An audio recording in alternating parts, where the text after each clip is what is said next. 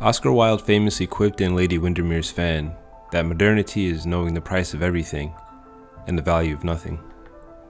Encapsulating the core of contemporary alienation, his is an apt descriptor of an age bent on the reduction of the immaterial to economic utility.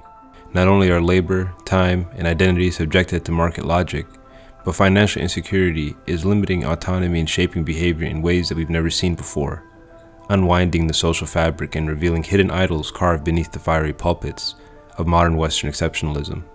In this world where we function as economic units rather than individuals with inherent dignity, our actions and experiences become transactional by their very nature. Friendships of convenience, art as commerce, and meaning through consumption. By examining this alienation and rationalization of labor through its economic and literary expressions, we'll trace the logic of commodification and its forced metamorphosis of human experience to its inevitable breaking point.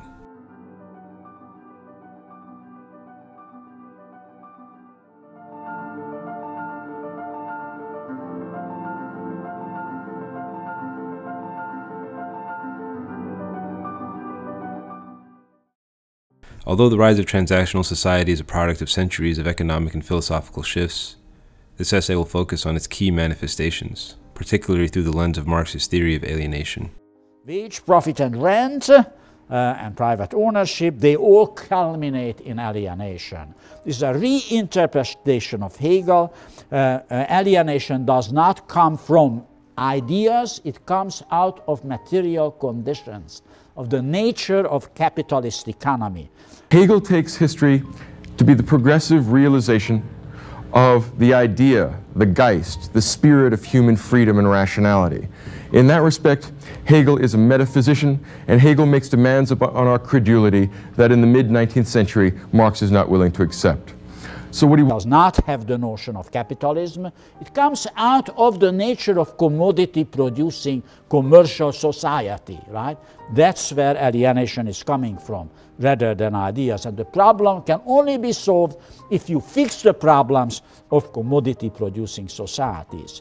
And then he identifies 4 characteristics of alienation is a disorienting sense of exclusion and separation. Factory labor, under capitalism, alienated the workers from the product of their labor. They made stuff they couldn't afford to buy, which disappeared to shops in far-off places. The work is mysterious and important, and we deal with the uncertainty it brings us in the way that Keir would have wanted. I am free, right? Life begins when work ends, right? You can see it, you go to the supermarket, and the cashier will hardly wait, to get out of here. Locks from out there! Let me out! God. Factory production lines split jobs into meaningless tasks that made the hours at work tedious, empty and bleak. They became cogs in a gigantic machine. No, all the data comes from upstairs, fully encoded. Then how do I categorize it? Process of production, right? And labor is not voluntary, but forced, right? Well, forced, not legally. You can starve, right? But if you don't want to starve and you want to have a place, a roof over your head, you have to work. So it is forced economically. And quitting would effectively end your life, in so much as you've come to know it. In society, we are alienated from labor, what makes us human. So we are alienated from our very human essence. That's the most horrifying thing. My Audi lives on like a riverboat. I'm sorry, Audis are... They're us, on the outside.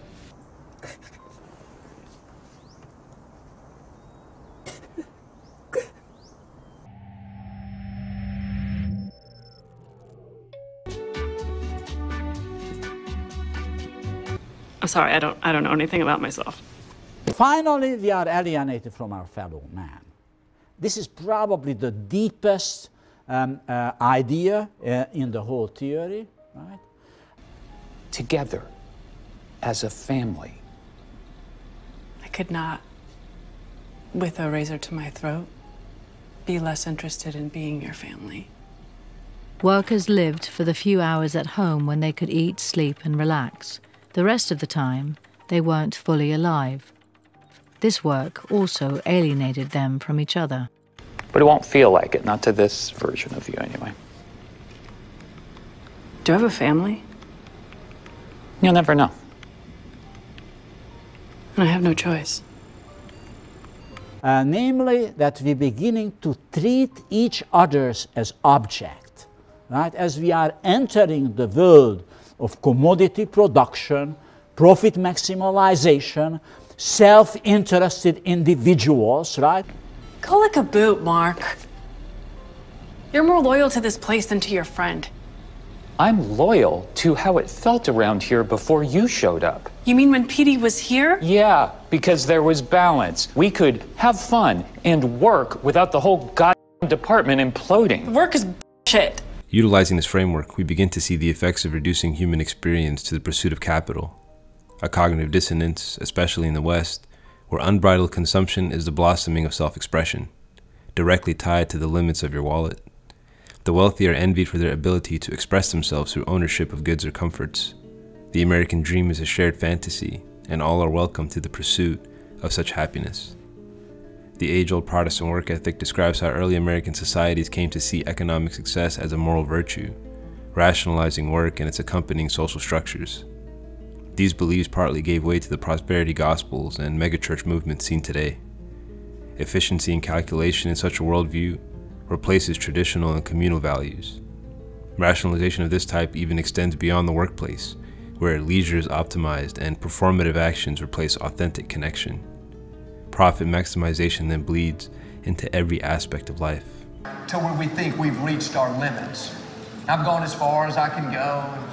I'm not that talented. I could never accomplish my dreams.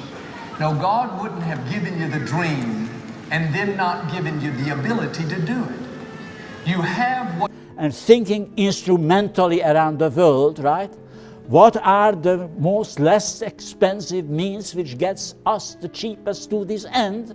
Then we're beginning to treat each others as instrument, right? Thousands of Mexican migrants were also returned from the U.S. And he said, this is the worst alienation, which is new, right? This is very important to see in Marx's theory of alienation. It's not a general condition of humankind, as Hegel thought it. Alienation is emerging in modernity. There is no better work on the prior ideas than Franz Kafka's Metamorphosis. In the surreal world of the protagonist Gregor Samsa, we're presented with a dilemma that elucidates the connection between economic utility and alienation.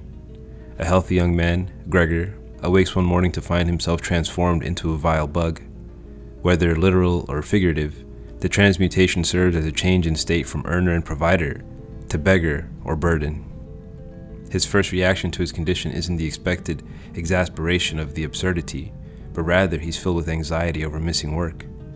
Gregor's job as a salesman points to the alienation from both product and process.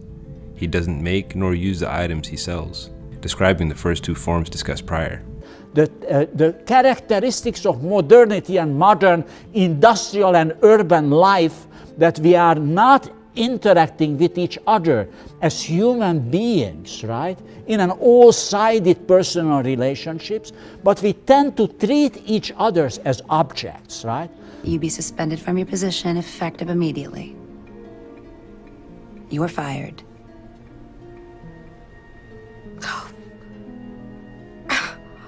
Once he's stripped from his livelihood does he realize the latter forms, namely alienation from himself and then others. His work as a traveling salesman also hints at the detachment to any real foundation.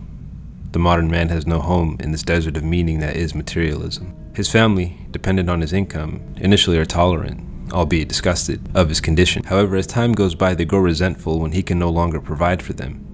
Eventually, he's injured and disposed like the insect he was made to feel he'd become. Because we know that love is exhibited most powerfully when the other person is an end in themselves and not an instrument to something we can get out of them. As you might gather, Gregor's self-worth is tied directly to his earning power and subsequent ability to care for others because of it.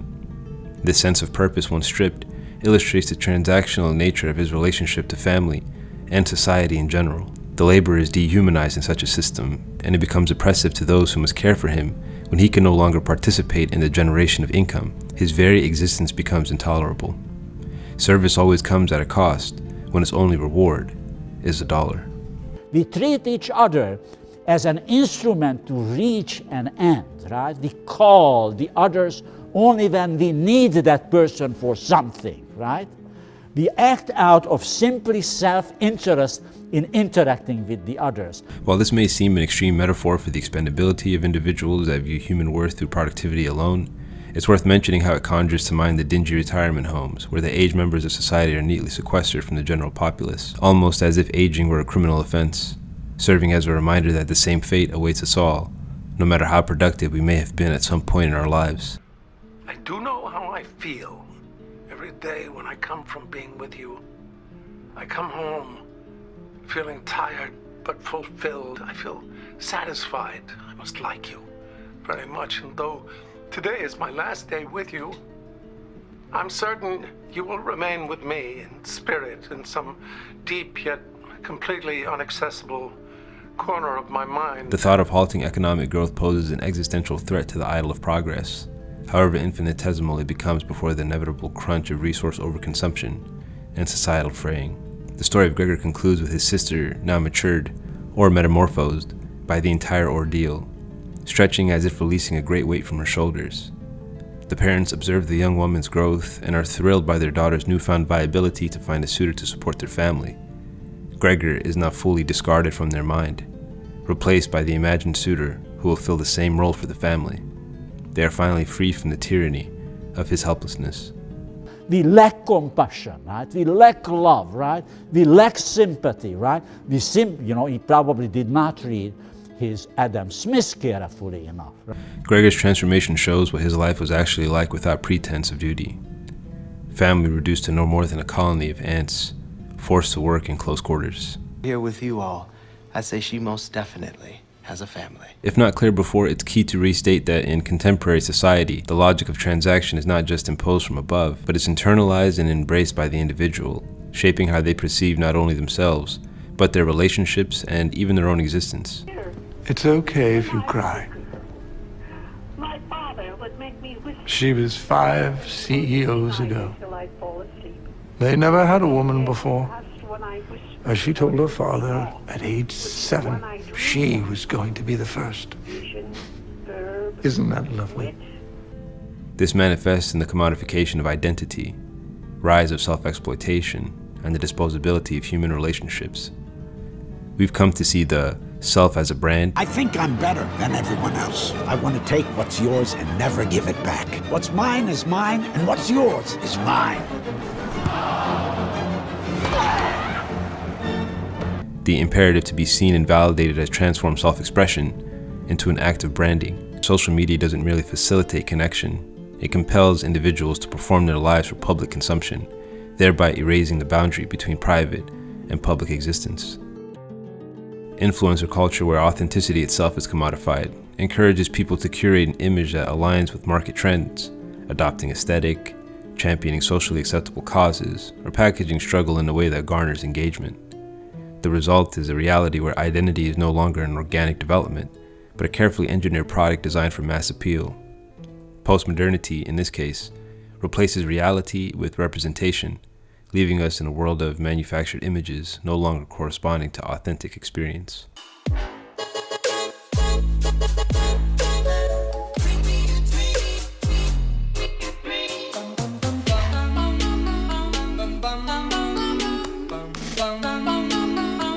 We no longer need external oppressors because we have internalized the drive for self-exploitation, willingly transforming ourselves into marketable assets. Given this pervasiveness of transactional logic, is it possible to reclaim a world where human worth is not defined by some specter of market value? From the perspective of the planet, what we do is we dig up minerals in great big holes in some places in the world, and we complexly turn them into things that we briefly use, and then we bury the junk into other great big holes in the world. Many traditional societies operated on gift economies, where goods and services were freely given within a communal framework, rather than trade for profit. In these societies, reciprocity was based not on an immediate return, but on the maintenance of social bonds, fostering collective responsibility, and ignoring individual accumulation. The civil servants constitute a universal class. It is a critique of the French Revolution and the bourgeois society, in which Hegel felt the workers and the capitalists are in drudgery, Marx argued, was for the workers to organize and revolt. They needed to seize the means of production, leading to his famous rallying cry, "Workers of the world, unite. You have nothing to lose but your chains." And because they are alienated, they have the interest to overcome alienation. Religious traditions offer another lens, where Islamic, Christian, and Buddhist traditions define value as not economic productivity, but spiritual fulfillment and ethical conduct. The Quran, for example, repeatedly warns against reducing human life to material wealth. Similarly, Jesus' teachings in the New Testament emphasizes that you cannot serve both God and Mammon, highlighting the tension between market logic and spiritual value. Of mysticism, it tries to eliminate mythology from their interpretation of both science and society. Marx likes that hard-headed, essentially realistic, skeptical element that you find in Adams. In the midst of our high-tech, crazy, demented, biocidal modernity, a package from a really ancient time, a normative human response to transcendence. Marx can be thought of, and I know this is kind of tongue-in-cheek, but it can be thought of in some respect as the last great Christian heresy, in the sense that it internalizes the value judgments of Christianity, equality, kindness to one's neighbor, concern about the feelings of other people and about the livelihoods of other people, with the scientific elements of the 19th century, particularly. When Adam sees Eve, he says, "This now is flesh of my flesh and bone of my bone." I think, Adam can look at all of the other animals on the face of the planet and probably think of them as things. But when he looks at Eve, he's not looking at a thing. He's looking at himself, in a strange way, reflected back at him. Each tradition argues that the fundamental crisis of modernity is the abandonment of transcendent meaning, leaving individuals vulnerable to existential despair and alienation. Without a higher metaphysical framework, people will inevitably seek validation through external measures, status, wealth, productivity, rather than through a deeper sense of purpose. These perspectives suggest that resisting transactional culture requires a reorientation of values. Rather than measuring worth in economic terms, alternative frameworks emphasizing service, character, spiritual growth should be the markers of human fulfillment. Beyond theoretical critique, practical efforts to resist the status quo have emerged in various forms. The rise of local economies, cooperative ownership models, and intentional communities represents an attempt to reclaim autonomy from corporate control. Organizations such as worker cooperative function on principles of shared ownership, ensuring that labor is valued for its intrinsic worth rather than as a mere commodity. Returning to where we began, Wilder's descriptor of the time has only become more relevant. We know the price of everything, and yet meaning still escapes us. The mindset of transaction has infiltrated most aspects of life, shaping how we work, feel, and perceive ourselves and others. Furthering ourselves into this alienation, we do well to be reminded that to combat this state means a return to what is familiar. If alienation is the disease of a transactional culture, then its cure lies in rekindling the sacred, communal, and immeasurable. And ethics of economy requires it.